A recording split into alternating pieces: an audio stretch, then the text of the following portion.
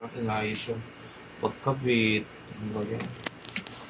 So, ito yung isa sa mga nagpundar ko ngayon 2025. Ang steamer.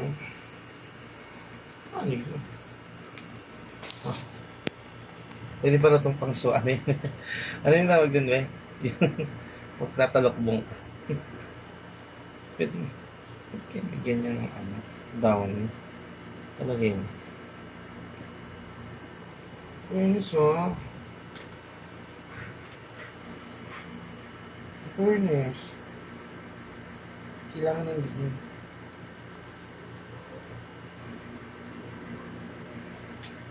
Okay na to. Sama-sama.